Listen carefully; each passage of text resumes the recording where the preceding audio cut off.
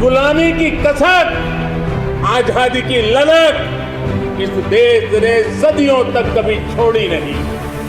जय पराजय आते रहे, लेकिन मन मंदिर में बसी हुई आजादी की आकांक्षा वो कभी खत्म होने नहीं दी।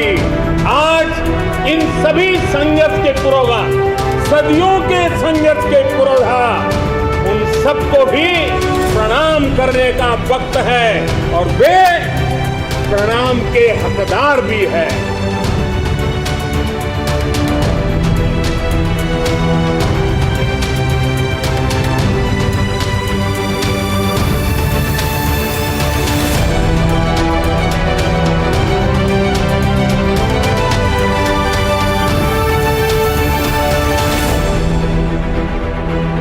जब कर कृपाण उठाती, फिर काल रूप बन जाती, रुधिरों से प्यास बुझाती, ठर्रा देती संसार, हम भारत की बेटी हैं, अब उठा चुकी तलवार।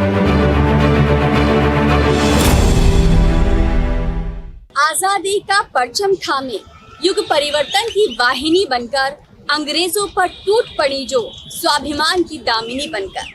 नमस्कार, बहुत बहुत स्वागत है आप सभी का हमारे विशेष कार्यक्रम में।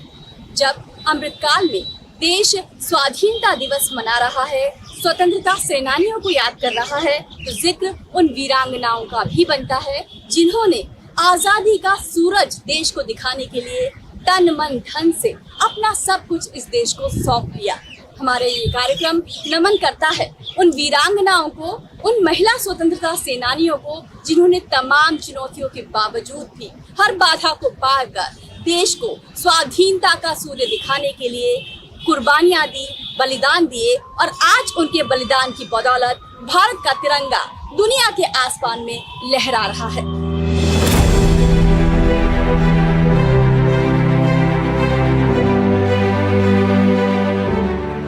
भारतीय स्वतंत्रता संग्राम का महायज्ञ, जिसमें हर भारतीय ने अपने अपने स्तर पर अपना योगदान दिया। कुछ महानायक बनकर इतिहास में हमेशा हमेशा के लिए अमर हो गए, तो कुछ अपना सर्वस्व त्याग कर भी स्वतंत्रता की वेदी पर पूर्णाहुति देने के बाद भी गुमनाम नायक बनकर बिसरा दिए गए।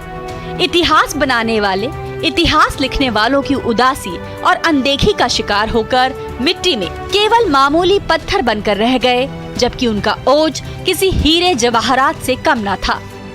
इनमें वे गुमनाम आजादी की वीरांगनाएं भी शामिल हैं, जिन्होंने देश की स्वतंत्रता वेदी पर सब कुछ अर्पित कर दिया, लेकिन लंबे अरसे तक उनके नाम अनसुने ही रहे। उनकी कहानियां ना लिखी गईं, ना कही गईं। लेकिन प्रधानमंत्री नरेंद्र मोदी ने आजादी के अमृत महोत्सव की नींव रखने के साथ ही ये घोषणा कर दी थी कि इन भूले बिसरे और गुमनाम नायकों ही नहीं, बल्कि नायिकाओं की कहानियों को भी आम लोगों के सामने लाया जाएगा। झांसी की रानी लक्ष्मीबाई हो, चित्तूर की रानी चेन्नम्मा हो, या रानी गाइडिन्ल्यू हो, या मातंगिनी हाजरा का पराक्रम हो, आजादी के अमृत महोत्सव के इस पावन पर्व पर देश अपने सभी स्वतंत्र सेनानियों को राष्ट्र रक्षा में अपने आप को दिन रात खपाने वाले, आहूत करने वाले वीर वीरांगनाओं को आज देश नमन कर रहा है। मैं भारत की आज़ादी की पहली लड़ाई में मानता हूँ, वो है सन्यासी फकीर विद्रोह 1770 का बंगाल के अंदर, और उसमें पहला कैरेक्टर उठ के आता है देवी चौधरानी का, जिस संघर्ष से वंदे मातरम का नारा लिखा। बंकिम ने तो पूरा नॉवल लिखा देवी चौधरानी के ऊपर, उसके हालांकि इतिहास में उसके बारे में ज़्यादा नहीं मिलता है, सिर्फ इतना मिलता है कि देवी चौधरानी वहाँ मौजूद थी और उसने अंग्रेज़ों से संघर्ष किया। यूं तो अंग्रेजों के खिलाफ असंतोष के बीच उस वक्त पड़ गए थे जब ईस्ट इंडिया कंपनी के कदम भारत में पड़े थे, लेकिन 1857 की क्रांति को अंग्रेजों के खिलाफ सबसे असरदार और कामयाब क्रांति के रूप में जाना जाता है। लेकिन सच्चाई ये है कि 1857 की क्रांति से पहले ही भारत में बगावत के बिगुल बजने लगे थे, स्वर फूटने लगे थे और इन क्रांतियों में कई ऐसी रानियां थी जिन्होंने अपने कुशल नेतृत्व से, अदम्य शौर्य और साहस से अंग्रेजों को चौंका दिया था। 1857 के पहले का भारत, जब अंग्रेजों के अन्याय के खिलाफ चिंगारी भड़कना बस शुरू ही हुई थी।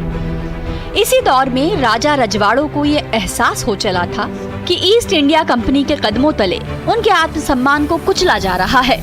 और जब बात अपनी मातृभूमि की रक्षा की हो तो केवल राजा ही नहीं बल्कि कई रियासतों की रानियां भी ऐशो आराम की जिंदगी छोड़कर, हाथ में तलवार थामकर, रणचंडी बनकर मैदान में खड़ी हो गईं। एक ऐसी ही वीरांगना थी रानी वेलु नचियार। इन्हें तमिलनाडु की झांसी की रानी कहा जाता है। हालांकि रानी लक्ष्मीबाई के जन्म के भी 5 दशक पहले रानी वेलु नाचियार ने भारतीय महिलाओं के हार न मानने वाले जज्बे से अंग्रेजों को रूबरू करवा दिया था। वे 1780 में अंग्रेजों के खिलाफ बड़ी जीत हासिल करने वाली पहली रानी बनी। ईस्ट इंडिया कंपनी के खिलाफ अपने पति की मौत के बाद रणभूमि में वे अंग्रेजों पर कहर बनकर टूट पड़ी। उन्होंने हैदर अली के साथ मिलकर अंग्रेजों के दांत खट्टे कर दिए। इसी युद्ध में उनकी एक बहादुर सिपाही क्विली ने भी अदम्य साहस का परिचय देते हुए वीर गति प्राप्त की। युवकों के लिए जानना बहुत जरूरी है कि जो हाथ पालने डुला सकते हैं वो प्रशासन की चूले भी हिला सकते हैं। शांति पाठ करने को अभ्यास तधर क्रांति के गीत भी गा सकते हैं। जब से अंग्रेजों ने भारत के ऊपर अपना कब्जा जमाने की कोशिश की तो एक तरफ अंग्रेजों की मानसिकता थी अत्याचार करने की, भारत पे राज करने की, भारत का शोषण करने की, और उसी समय से भारतीयों के अंदर अंग्रेजों का विरोध करने की एक मानसिकता उत्पन्न हुई। कोई भी भारत का प्रदेश ऐसा नहीं है जिस प्रदेश को अंग्रेजों ने अपने साम्राज्य में मिलाने की कोशिश की हो और वहाँ पे उनका विरोध ना हुआ हो। चाहे वो नागालैंड की पहाड़ियाँ हैं, चाहे वो मणिपुर है, चाहे आसाम है, चाहे पेशावर है, चाहे नीचे आंध्र प्रदेश है या तमिलनाडु है या उत्तर प्रदेश है। जहां रानी वेलु नचियार ने सीना ठोककर अंग्रेजों को चुनौती दी तो मध्य प्रदेश की वीरांगना भीमाबाई होलकर ने अंग्रेजों के खिलाफ ऐसे छापामार युद्ध की शुरुआत की जिसने ब्रिटिश हुकूमत की नींद उड़ा दी। अपने पति की मृत्यु के बाद 1817 में महिदपुर की लड़ाई में अंग्रेजों ने भीमाबाई के शिविर पर हमला कर दिया। उन्हें लगा कि रानी आत्मसमर्पण कर देंगी, लेकिन ऐन मौके पर रानी चकमा देकर उनके हाथ से निकल गईं और फिर कभी अंग्रेजों के कब्जे में नहीं आई। कल्पना कीजिए 250 साल पुराना भारतीय समाज जब 20 साल की अवस्था में 5-6 साल के वैवाहिक जीवन के बाद कोई विधवा हो जाए।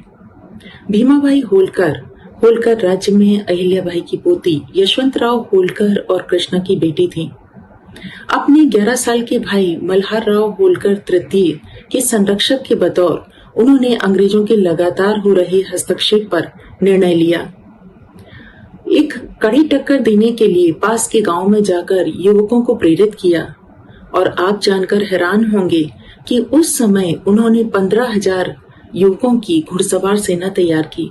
100 तोपें और मजबूत सेना की मदद से उन्होंने अंग्रेजों से इंदौर के पास महिदपुर नामक जगह पर ऐसी टक्कर दी कि अंग्रेजों को भी बाद में उनका लोहा मानना पड़ा। आजादी की लड़ाई में आदिवासी महिलाओं ने भी बहुमूल्य योगदान दिया है। मणिपुर में जन्मी रानी गाइदिन्ल्यू ने भी केवल 13 साल की उम्र में आजादी की लड़ाई में अपना योगदान दिया। वे बाद में नागालैंड की रानी बनी। भारत की स्वतंत्रता के लिए रानी गाइदिन्ल्यू ने नागालैंड में क्रांतिकारी आंदोलन चलाया था। झांसी की रानी लक्ष्मीबाई के समान ही अदम्य साहस दिखाने के लिए उन्हें नागालैंड की रानी लक्ष्मीबाई कहा जाता है। बचपन से ही उनके अंदर स्वतंत्रता और देशभक्ति के लिए मर मिटने की भावना कूट कूट कर भरे थे। हिराका आंदोलन में उन्होंने अहम भूमिका निभाई थी। आजादी की इस लड़ाई में न केवल सोने के पालनों में पलने वाली रानियां फूलों की सेज छोड़ कांटों भरे पथ पर चल पड़ी, बल्कि समाज की ऐसी महिलाएं भी सामने आईं जिनका जीवन पहले ही संघर्षों से भरा हुआ था। एक ऐसी ही महिला थी अजीजन बाई, जो पेशे से नर्तकी थी, लेकिन उन्होंने 1857 के स्वतंत्रता संग्राम में बढ़ चढ़कर हिस्सा लिया।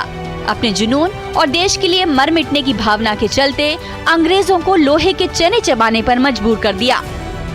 एक ऐसी ही आजादी की अनसुनी अनकही नायिका थी मन की बाई, जो पेशे से नर्तकी थी, लेकिन क्रांतिकारियों तक सूचना पहुंचाने के लिए वे अपने इसी रूप को धारण करती थी। अंग्रेजों के बीच ही नाचते गाते हुए क्रांतिकारियों तक वे महत्वपूर्ण सूचना पहुंचा देती थी। ये नर्तकी थी, लेकिन ये क्या करती थी, अंग्रेजी छावनियों में जा करके नाच करती थी। और नाच में क्या होता था, अंग्रेज तो अपना वो दारू पीते रहते थे, वो मदोश हो जाएंगे, और उसके बाद ये अपने कपड़ों में जो छुपा के पर्चियाँ ले जाती थी, जिन पे वो तारीख लिखी रहती थी कि 10 मई को या 30 मई को या 10 जून को, जिस दिन हमें क्रांति करनी है, वो सिपाहियों के बीच में बांट देती थी। और आज भी मनिका बाई के नाम के ऊपर वहाँ पे लोक कविताएं मौजूद हैं मध्य प्रदेश के उन इलाकों के अंदर।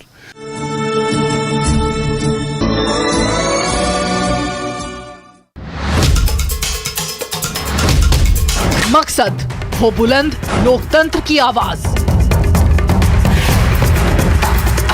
जज्बा तमाशे का शोर नहीं, जनहित पर हो जोर,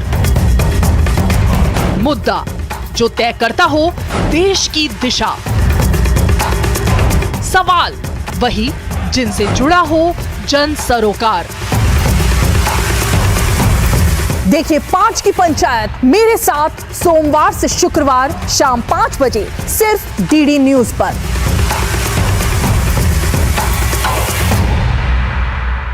यूट्यूब देख रहे हैं, मैं हूं अशोक किरवा। कोई फैक्ट चेक करना चाहता है क्योंकि आज सवाल है।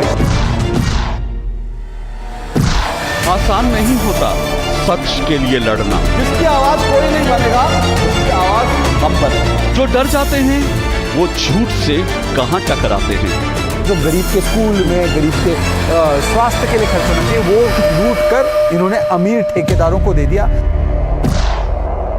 सच को जानना हो तो झूठ पर करना होता है प्रहार, हर बार बार बार। मैंने आपसे पूछा, आपने ठीक है नहीं कहा ना आपने। और कोई मुद्दा नहीं है तो सोनिया गांधी की गुडबुक में मैं अपना नाम गोल्डन अक्षरों में कैसे दाखिल करूं? इसलिए न फेक न्यूज न झूठ, हमेशा सच के साथ 2-2। देखिए मेरे साथ 2-2 सोमवार से शुक्रवार रात 9 बजे सिर्फ डीडी न्यूज पर।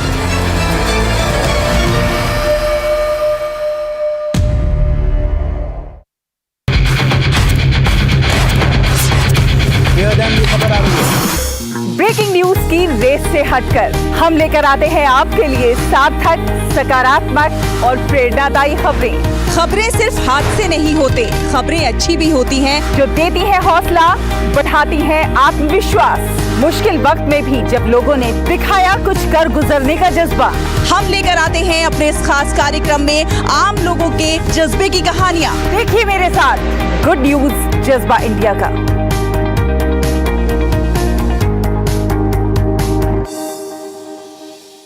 दिन भर की सुर्खियों से अलग खबरों की दुनिया और भी है। खबरें जो आपको दे नया नजरिया, खबरें जिसमें दिखे समाज की परछाई, ऐसी खबरें जो कहती हैं न्यू इंडिया की कहानी। खबरें जो है अनछुई, कुछ खट्टी कुछ मीठी, हम लाते हैं आपके लिए ढूंढकर। खबर हटकर सोमवार से शुक्रवार सिर्फ डीडी न्यूज पर।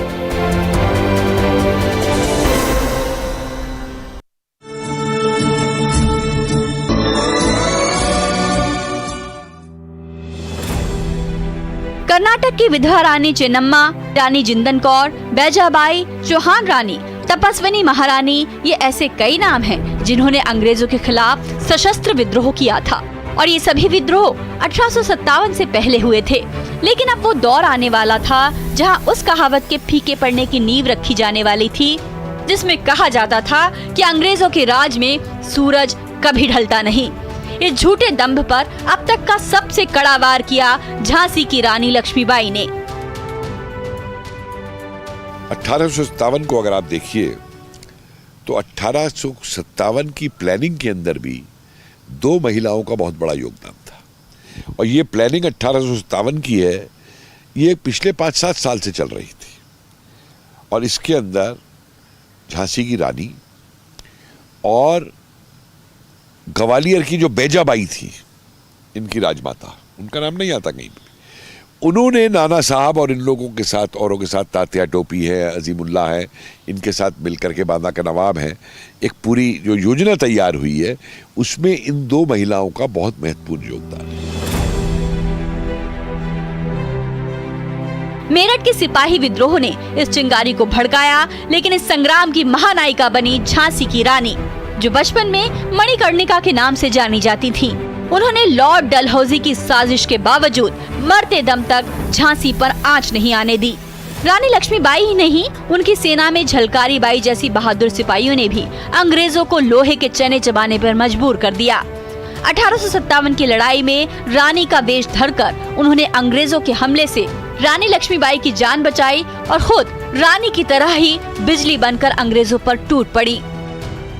हमारा स्वाधीनता आंदोलन हर वर्ग, हर वर्ण, हर धर्म की स्त्रियों के ऐसे बहुतेरे उदाहरण सामने रखता है जहां वे साहस की पुतली बनकर सामने आई।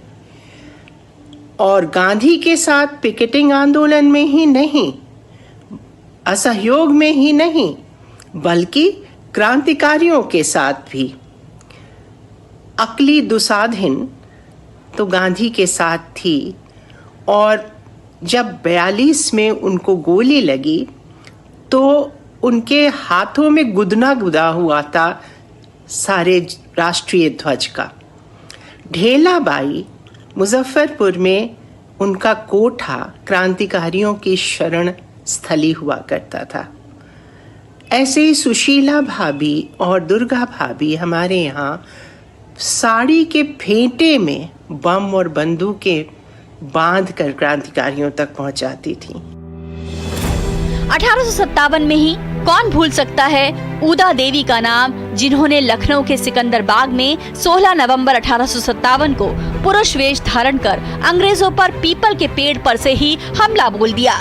कई अंग्रेज सैनिकों को मौत के घाट उतारने के बाद गोली लगने से वे वीर गति को प्राप्त हो गयीं। 1857 के बाद महिलाओं ने आजादी की लड़ाई में और सक्रियता से भाग लेना शुरू किया।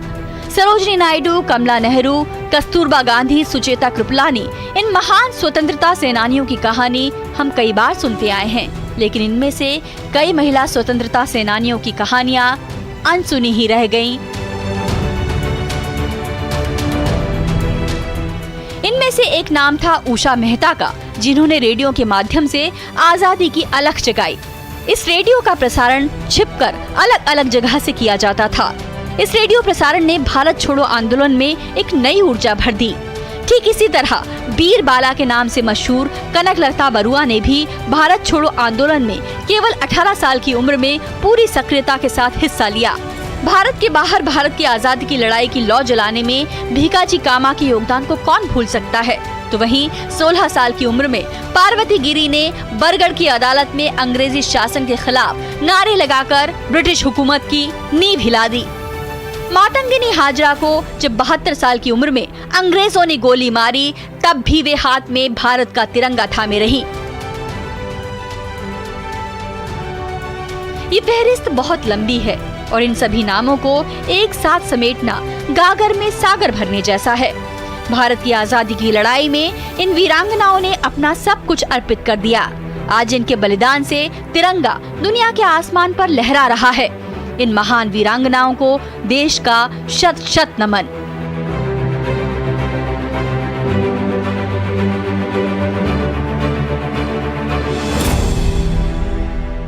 जिनके खून पसीने से मुस्कुरा रहा आज भारत का चमन है, आजादी की उन वीरांगनाओं को देश का शत शत नमन है, देश का शत शत नमन है। आजादी की वीरांगनाओं ने उस मुश्किल चुनौती भरे वक्त में भी आजादी हासिल करने के लिए अपना सब कुछ अर्पित कर दिया। उनका बलिदान, उनकी कुर्बानी, उनका कर्तव्य, उनकी निष्ठा हमें भी देश को आगे बढ़ाने के लिए प्रेरित करता है। इस बात की प्रेरणा देता है कि भारत का तिरंगा ऊंचा उठता रहे, आगे बढ़ता रहे। आप सभी को स्वतंत्रता दिवस की हार्दिक शुभकामनाएं, इसी उम्मीद के साथ कि भारतवर्ष कामयाबी की, सफलता की नई ऊंचाइयां छूता रहेगा। मुझे दीजिए अनुमति। नमस्कार।